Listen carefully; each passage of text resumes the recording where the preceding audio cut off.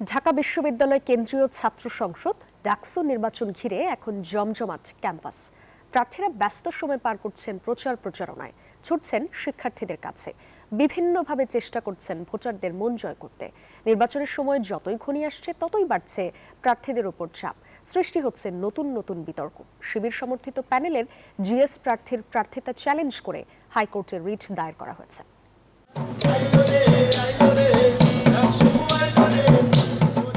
এভাবেই গান, প্রচার প্রচারণা আর অভিযোগ পাল্টা অভিযোগে ভিন্ন এক আবহ তৈরি হয়েছে ঢাকা বিশ্ববিদ্যালয় ক্যাম্পাসে।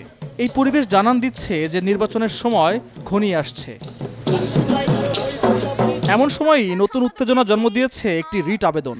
সাবেক ছাত্রলীগ কর্মী উল্লেখ করে ডাকসু নির্বাচনে শিবির সমর্থিত প্যানেল ঐক্যবদ্ধ শিক্ষার্থী জোটের জিএস প্রার্থী SM ফরহাদের প্রার্থিতা চ্যালেঞ্জ করে হাইকোর্টে রিট করেছে অপরাজেয় ৭১, অদম্য ২৪ প্যানেলের প্রার্থী ফাহমিদা আলম।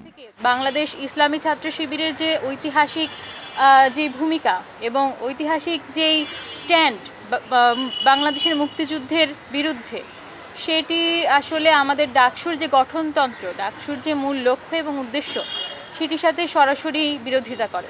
SM ফরহাদ তিনি যেখানে পড়াশোনা করেন, গবেষণা এবং সমাজ কল্যাণ ইনস্টিটিউট, সেখানের যে ছাত্রলীগের পদ ছিল, ছাত্রলীগের কমিটি ছিল, সেখানে তিনি কিন্তু যুগ্ম সাধারণ সম্পাদক হিসেবে সেই কমিটিতে বহাল ছিলেন।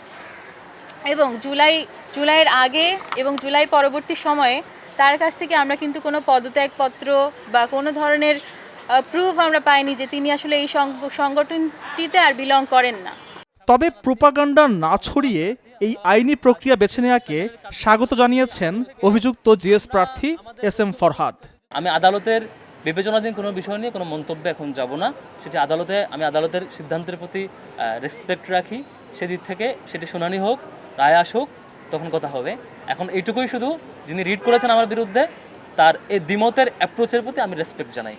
SM ফরহাদের বিরুদ্ধে রিটকে ঘিরে সাধারণ শিক্ষার্থী ও অন্যান্য ছাত্র সংগঠনগুলোর নেতাদের মধ্যে সৃষ্টি হয়েছে মিশ্র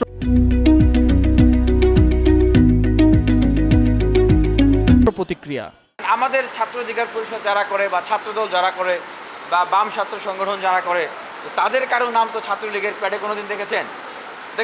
দেখেন না। ওনাদের নাম কীভাবে ছাত্রলীগের প্যাডে যায়? ছাত্র সংগঠনের পদ হোল্ড করতেছেন, আপনার নাম আরেকটা ছাত্র সংগঠন ছাত্রলীগ তার প্যাডে দিচ্ছে, আপনি বলতেছেন আপনি জানেন না। যদি মনে হয় যে ছাত্র শিবির বাংলাদেশের গণতন্ত্র, বাংলাদেশের স্বাধীনতা সার্বভৌমত্বকে অস্বীকার করেছে, সেটা তো বিশ্ববিদ্যালয় প্রশাসনের বিপক্ষে প্রথমে রিট করা উচিত ছিল। কারণ তারা তো তখনই পক্ষপাতিত্বমূলক আচরণ করেছে। তারা ডাকসুর যে গঠনতন্ত্র, তার সাথে যে সাংঘর্ষিক একটি ছাত্র সংগঠন, তাদেরকে নির্বাচনী আওতাভুক্ত করেছে। কিন্তু এই যে নির্বাচন 6 দিন পরে, 7 দিন পরে তার আগে একটি রিট, এটা নির্বাচনকে ব্যাহত করার একটি পায়তারা হতে পারে। এদিকে নির্বাচনী প্রচারণার অংশ হিসাবে মধুর ক্যান্টিনের সামনে ইশতেহার ঘোষণা করেছে বামপন্থী ছাত্র সংগঠনগুলোর জোট প্রতিরোধ পর্ষদ।